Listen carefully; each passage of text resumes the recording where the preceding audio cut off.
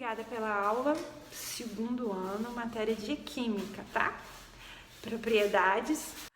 Então, o que é a pressão de vapor? Para a gente falar de propriedades coligativas, antes, vapor e pontos de ebulição. Vamos dar uma recapitulada. A gente viu no diagrama de fases que existe o ponto triplo de algumas substâncias, inclusive a água, que eles coexistem nas três estados físicos ao mesmo tempo, sólido, líquido e gasoso. Além de lembrar do diagrama de fases, que é importante para propriedades coligativas, porque esse diagrama são partes dele que a gente vai variar com os efeitos coligativos ou com as propriedades coligativas, vamos saber o que é pressão de vapor. Existe a pressão atmosférica e a pressão de vapor. Quando um líquido, com o aumento da temperatura, as moléculas se agitam mais, essas moléculas entram em choque com o recipiente. Esse choque cria uma pressão de dentro para fora, por isso pressão de vapor. Pressão não é força sobre área?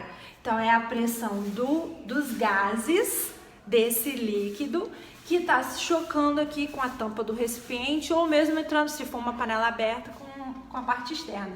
Aumentando a temperatura, aumenta a pressão de vapor. Vamos lembrar que a panela a pressão, ela faz o quê? Ela aumenta a pressão ali dentro, que faz com que a temperatura de ebulição seja maior do que se for numa panela normal, né? Então, há uma alteração da temperatura de ebulição através do aumento da pressão ali, porque aqui, igualando as duas, a atmosfera e a pressão de vapor, a gente, no máximo, a água, a gente consegue 100 graus Celsius. Outro ponto aqui, antes de entrar nos efeitos coligativos, é o ponto de ebulição. O ponto de ebulição é a temperatura que aquele líquido passa para o estado gasoso. O que acontece? Para essa substância entrar em ebulição ou atingir o ponto de ebulição, precisa que a pressão de vapor do líquido se iguale à pressão atmosférica. Quando há o igualamento, né, ou elas se igualam, a substância entra em ebulição. Lembrando que a pressão de vapor também depende do tipo de líquido, tá? Os líquidos mais voláteis, ou seja, que passam para o estado gasoso mais rapidamente, eles têm uma tendência a ter um ponto de ebulição mais baixo e uma pressão de vapor maior, tá? Então, seriam os líquidos mais voláteis. Então, essa pressão de vapor, ela depende não só da temperatura, mas ela depende da natureza da substância. Líquidos mais voláteis vão ter uma pressão de vapor mais intensa, vamos assim dizer. E uma pressão de vapor, uma temperatura que ele entra em ebulição menor, bem menor. Os efeitos coligativos, né? A gente já falou de pressão de vapor, a gente já falou de alguns fatores das propriedades coligativas. Agora a gente vai para os 4 efeitos principais das propriedades coligativas, tá?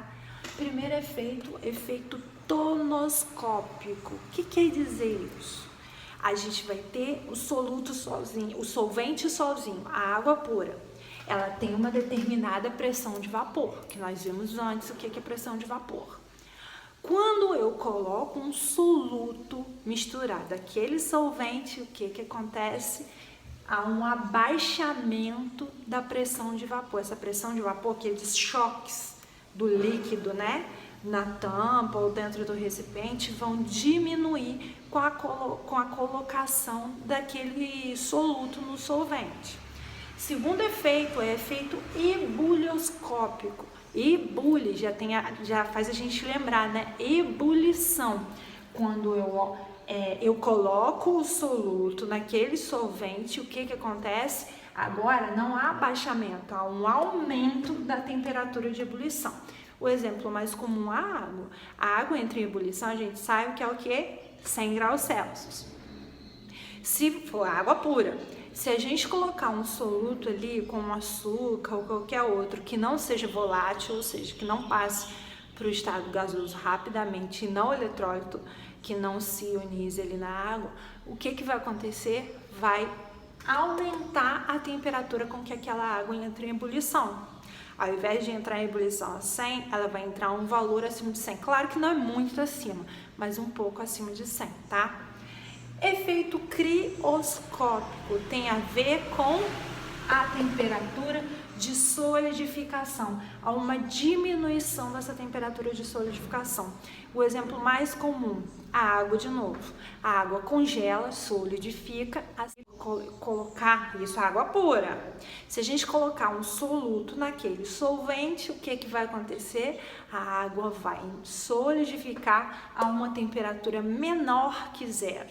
Por isso que muitas vezes as pessoas colocam solutos na água para diminuir a temperatura com que a água começa a congelar, tá? Em países frios eles fazem muito isso. E osmose, que você já deve ter ouvido falar em biologia.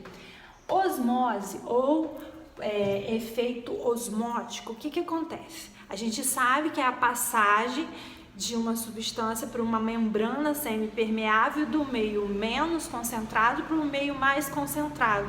Então, quando eu coloco a água pura e coloco um soluto ali naquela mistura, o que vai acontecer? Vai haver isso separados por uma membrana, vai haver a passagem daquela solução do meio menos concentrado para o meio mais concentrado. Então são esses 4 efeitos coligativos que a gente tem.